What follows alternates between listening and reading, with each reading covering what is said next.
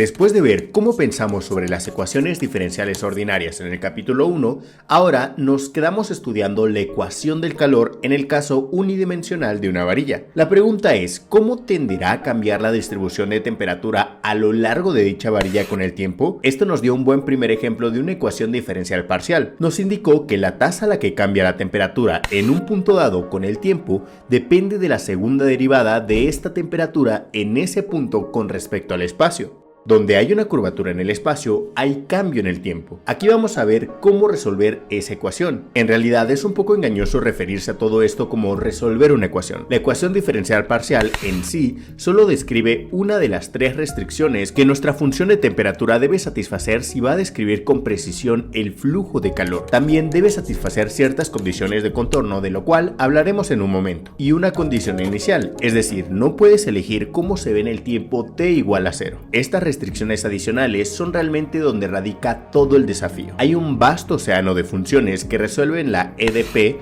en el sentido de que cuando tomas sus derivadas parciales, la cosa va a ser igual, y un subconjunto considerable de ese océano satisface las condiciones de contorno adecuadas. Cuando Joseph Fourier resolvió este problema en 1822, su principal contribución fue controlar este océano, ajustando todos los controles y perillas correctos de modo que pudiera seleccionar la solución particular que se ajusta a una condición inicial dada. Podemos desglosar su solución en tres observaciones fundamentales. Primero, ciertas ondas sinusoidales ofrecen una solución realmente simple a esta ecuación. Segundo, si conoces múltiples soluciones, la suma de estas funciones también es una solución. Y número 3, lo más sorprendente, cualquier función puede expresarse como una suma de ondas sinusoidales. Un matemático puro, pedante, podría señalar que hay algunas excepciones patológicas, pero básicamente cualquier distribución que encuentras en la práctica, incluidas las discontinuas, se puede describir como una suma de ondas sinusoidales, potencialmente infinitamente muchas. Y si alguna vez has oído hablar de las series de Fourier, al menos has oído hablar de esta última idea. Y si es así, quizá te hayas preguntado, ¿por qué a alguien le importaría descomponer una función como una suma de ondas sinusoidales? Bueno, en muchas aplicaciones, las ondas sinusoidales son más fáciles de manejar que cualquier otra cosa. Las ecuaciones diferenciales nos ofrecen un contexto realmente bueno donde puedes ver cómo se desarrolla. Para nuestra ecuación del calor, cuando escribes una función como una suma de estas ondas, las segundas derivadas relativamente limpias hacen que sea fácil de resolver la ecuación de calor para cada una de ellas. Y como verás, una suma de soluciones a esta ecuación nos da otra solución, y así, a su vez, eso nos da una receta para resolver la ecuación de calor para cualquier distribución complicada como el estado inicial. Aquí profundicemos en este primer paso. ¿Por qué exactamente las ondas sinusoidales encajan bien con la ecuación de calor? Para evitar constantes complicadas, comencemos simple y digamos que la función de la temperatura en el tiempo t igual a 0 es simplemente seno de x, donde x describe el punto en la varilla. Sí, la idea de que la temperatura de una varilla justo parezca seno de x, variando alrededor de cualquier temperatura que nuestras convenciones etiqueten arbitrariamente como 0, es claramente absurda. Pero en matemáticas siempre deberías estar feliz de jugar con ejemplos que son idealizados, potencialmente mucho más allá del punto de ser realistas, porque pueden ofrecer un buen primer paso en la dirección de algo más general y por lo tanto más realista. El lado derecho de esta ecuación del calor pregunta sobre la segunda derivada de nuestra función. ¿Cuánto se curva nuestra distribución de temperatura a medida que te mueves a lo largo del espacio? La derivada del seno de x es coseno de x, cuya derivada a su vez es seno de x negativo. La cantidad que se curva la onda es, en cierto sentido, igual y opuesta a la altura en cada punto. Así que, al menos en el tiempo t igual a 0, esto tiene el peculiar efecto de que cada punto cambia su temperatura a una tasa proporcional a la temperatura del punto mismo, con la misma constante de proporcionalidad en todos los puntos. Así que después de un pequeño paso en el tiempo, todo se reduce al mismo factor. Y después de eso sigue siendo la misma forma de curva seno, solo que reducido un poco, por lo que la misma lógica se aplica. Y el próximo paso de tiempo la reduciría uniformemente de nuevo. Esto también se aplica igualmente en el límite, a medida que el tamaño de estos pasos de tiempo se acerca a 0. Así que a diferencia de otras distribuciones de temperatura, las ondas sinusoidales son peculiares en que se reducirán uniformemente, pareciendo como alguna constante veces seno de x para todos los tiempos t. Ahora, cuando ves que la tasa a la que cambia algún valor es proporcional a ese valor mismo, tu mente debería arder con la idea de una exponencial. Y si no es así, o estás un poco oxidado en la idea de tomar derivadas de exponenciales, o preguntas qué hace especial al número e, te recomendaría que miraras este video. El resultado es que la derivada de e multiplicada por una constante t es igual a esa constante multiplicada por sí misma. Si la tasa a la que crece tu inversión, por ejemplo, es siempre 0.05 veces el valor total, entonces su valor con el tiempo será aproximadamente como e elevado a la 0.05 veces t, independientemente de cuánto fue la inversión inicial.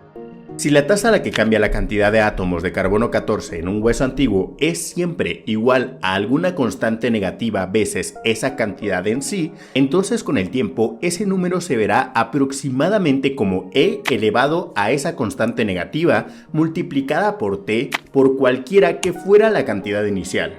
Cuando miras nuestra ecuación del calor y sabes que para una onda sinusoidal el lado derecho va a ser menos alfa multiplicado por la función de temperatura misma, esperamos que no sea demasiado sorprendente proponer que la solución es escalar hacia abajo por un factor de e elevado a la menos alfa t. La función propuesta de x y t es seno de x multiplicado por e elevado a la menos alfa t.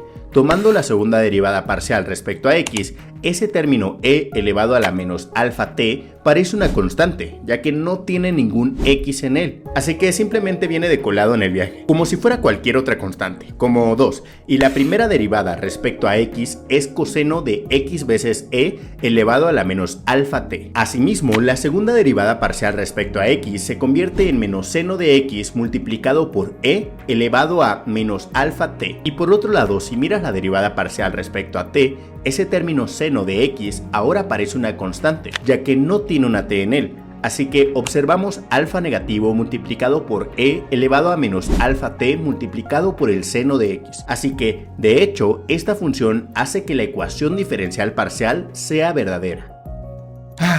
Y si solamente fuera así de simple, este video podría ser muy agradable. Simplemente iríamos directamente a la deliciosa conclusión de las series de Fourier. Tristemente, la realidad no es tan agradable, llevándonos a un molesto pero altamente necesario desvío. Aquí está la cosa. Incluso si la naturaleza produjera de alguna manera una distribución de temperatura en esta varilla que pareciera esta onda sinusoidal perfecta, la decadencia exponencial no es realmente cómo evolucionaría. Suponiendo que no fluya calor hacia adentro o fuera de la varilla, así es como se vería realmente esa evolución. Los puntos en el lado izquierdo se calientan un poco al principio, y esos en el lado derecho se enfrían por sus vecinos hacia el interior. De hecho, déjame darte una solución aún más simple de la ecuación diferencial parcial que falla en describir el flujo real del calor, una línea recta. Es decir, la función de temperatura será alguna constante que no es cero multiplicado por x y nunca cambiará con el tiempo. La segunda derivada parcial respecto a x es de hecho cero, quiero decir, no hay curvatura, y su derivada parcial con respecto al tiempo también es cero ya que nunca cambia con el tiempo. Y sin embargo, si lanzo esto en el simulador, en realidad cambia con el tiempo, acercándose lentamente a una temperatura uniforme al valor medio. Lo que está ocurriendo aquí es que la simulación que estoy usando trata los dos puntos que son límites de la varilla de manera diferente a cómo trata todos los demás, lo cual es un reflejo más preciso de lo que realmente ocurriría en la naturaleza. Si recuerdas el último video, la intuición de dónde realmente vino esa segunda derivada respecto a x se basó en que cada punto tiende hacia el valor promedio de sus vecinos a cada lado, pero en el límite no hay vecino a un lado. Si volviéramos a pensar en la versión discreta modelando solo un número finito de muchos puntos en esta varilla, podrías hacer que cada punto límite tienda hacia su único vecino a una tasa proporcional a su diferencia. A medida que hacemos esto para resoluciones cada vez mayores, nota cómo casi inmediatamente después de que comience el reloj, nuestra distribución se ve plana en cualquiera de los dos puntos límite. De hecho, en el caso límite, a medida que estos ajustes discretizados más finos se acercan a una curva continua, la pendiente de nuestra curva en el límite será cero para todos los tiempos después del inicio. Una forma en que esto esto se describe usualmente es que la pendiente en cualquier punto dado es proporcional a la tasa de flujo del calor en ese punto. Así que si quieres modelar la restricción de que no fluye el calor hacia adentro o fuera de la varilla, la pendiente en cualquiera de los extremos será 0. Esto es algo vago e incompleto, lo sé, así que si quieres los detalles completos, he dejado enlaces y recursos en la descripción. Tomando un ejemplo en línea recta cuya pendiente en los puntos límites decididamente no es 0, tan pronto como comienza el reloj, esos valores límite cambian infinitesimalmente de tal manera que la pendiente ahí de repente se convierte en 0 y permanece así durante el resto de la evolución. En otras palabras, encontrar una función que satisfaga la ecuación de calor en sí misma no es suficiente. También debe satisfacer la propiedad de que es plana en cada uno de esos puntos finales para todos los tiempos mayores que 0. Dicho con mayor precisión, la derivada parcial con respecto a x de nuestra función en la temperatura 0,t y en L,t debe ser 0 para todos los tiempos t mayores que 0. Donde L es la longitud de la varilla. Este es un ejemplo de una condición de contorno. Y prácticamente cada vez que tienes que resolver una ecuación diferencial parcial en la práctica, también habrá alguna condición del contorno que te acompañará que exige tanta atención como la ecuación diferencial parcial misma. Todo esto puede hacer que sientas que no hemos llegado a ningún lado, pero la función, que es una onda sinusoidal en el espacio y una decadencia exponencial en el tiempo, realmente nos acerca bastante. Solamente necesitamos ajustarlo un poco para que esté plana en ambos puntos finales. Primero, observa que podríamos usar igualmente una función coseno en lugar de una seno. Quiero decir, es la misma onda, solo que está desplazada en fase por un cuarto del periodo, lo que la haría plana en x igual a 0 como la queremos. La segunda derivada de coseno de x también es negativa 1 veces sí misma, así que por todas las mismas razones que antes, el producto de coseno de x veces e elevado a menos alfa t todavía satisface la ecuación diferencial parcial. Para asegurarnos de que también satisface la condición de contorno en el lado derecho, vamos a ajustar la frecuencia de la onda. Sin embargo, esto afectará a la segunda derivada, ya que las ondas de mayor frecuencia se curvan más bruscamente y las de menor frecuencia se curvan más suavemente. Cambiar la frecuencia significa introducir alguna constante, digamos omega multiplicada por la entrada de esta función, y un valor más alto de omega significa que la onda oscila más rápidamente, ya que a medida que aumentas x, la entrada al coseno aumenta más rápidamente. Tomando la derivada respecto a x, todavía obtenemos un seno negativo, pero la regla de la cadena nos dice que multipliquemos ese omega en el exterior y de manera similar, la segunda derivada todavía será negativo coseno, pero ahora con omega cuadrado. Esto significa que el lado derecho de nuestra ecuación ahora ha recogido este término omega cuadrado. Así que para equilibrar las cosas en el lado izquierdo, la parte de la decadencia exponencial debería tener un término adicional omega cuadrado arriba. Desentrañar lo que realmente eso significa debería sentirse intuitivo. Para una función de temperatura llena de curvas más agudas, decae más rápidamente hacia un equilibrio, y evidentemente lo hace cuadráticamente. Por ejemplo, duplicar la frecuencia resulta en una decadencia exponencial 4 veces más rápida.